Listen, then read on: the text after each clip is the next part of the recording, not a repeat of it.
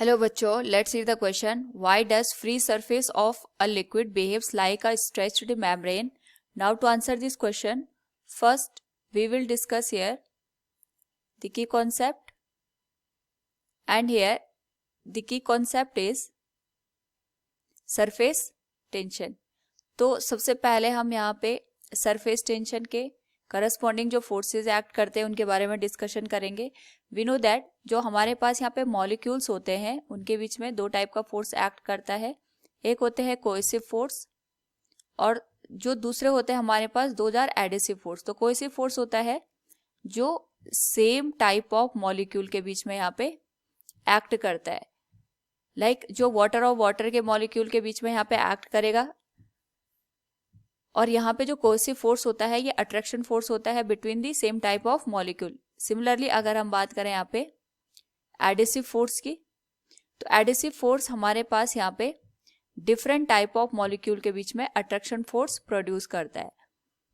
तो इस केस में अगर सपोज हमने यहाँ पे किसी बीकर में वाटर को रखा है, तो वाटर और बीकर के मॉलिक्यूल के बीच में जो अट्रैक्शन फोर्स एक्ट करेगा उसको हम यहाँ पे एडिसिव फोर्स का नाम देंगे.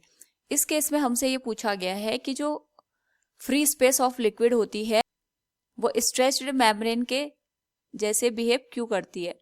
तो यहाँ पे हमने एक बीकर कंसिडर किया, इसमें हमने यहाँ पे लिक्विड को फिल कर दिया. तो जो लिक्विड की अपर सरफेस होती है यहाँ पे हमारे पास कुछ मॉलिक्यूल्स प्रेजेंट होंगे और ये जो मॉलिक्यूल्स होते हैं आपस में कोएसिव फोर्स ये प्रोड्यूस करते हैं. यानी एक मॉलिक्यूल दूसरे मॉलिक्यूल को यहाँ पे कोएसिव फोर्स के थ्रू अट्रैक्ट करता है. सिमिलरली इसके नीचे जो हमारे पास यहाँ पे मॉलिक्यूल्स होंगे ये आपस में तो कोएसिव फोर्स लगाएंगे, साथ में ये अपने से ऊपर जो लेयर है उसको भी अपनी साइड यहाँ पे अट्रैक्ट करेंगे और इस तरीके से यहाँ पे हमारे पास कोएसिव फोर्स एक्ट करेगा. सिमिलरली यहाँ पे भी हमारे पास मॉलिक्यूल्स होंगे तो ये हमारे पास अपर लेयर पे कोएसिव फोर्स लगाएंगे.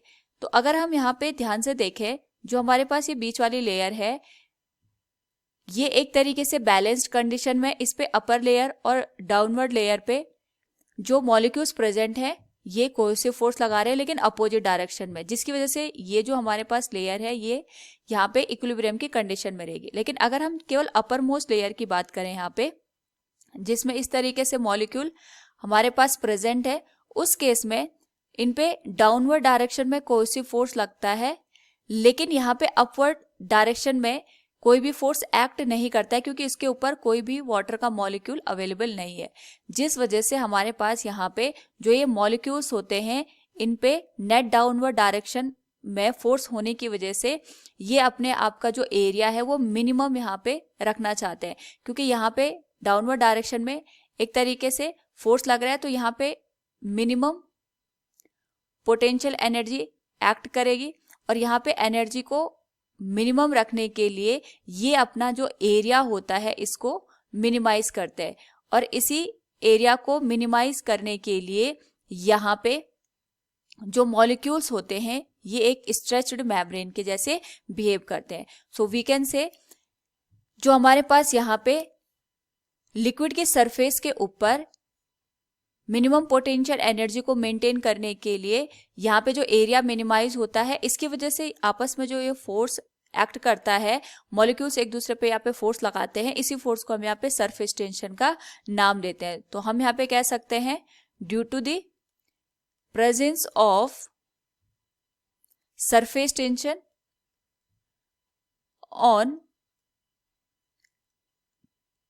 Liquid surface area get reduced to minimize itself so that it behaves like a membrane. So we can understand from the given question जो हमारे पास लिक्विड की अपर सरफेस होती है यहाँ पे इक्विलिब्रियम को बनाए रखने के लिए जो हमारे पास यहाँ पे पोटेंशियल एनर्जी है इसको मिनिमाइज करने के लिए जो एरिया होता है ये रिड्यूस हो जाता है, ये अपने आप को कम करने की कोशिश करता है और इस वजह से यहाँ पे जो हमारे पास अपर लेयर होती है स्ट्रेच्ड मेम्ब्रेन के जैसे यहाँ पे बिहेव करती है. Hope all you understood it. Thank you and best of luck.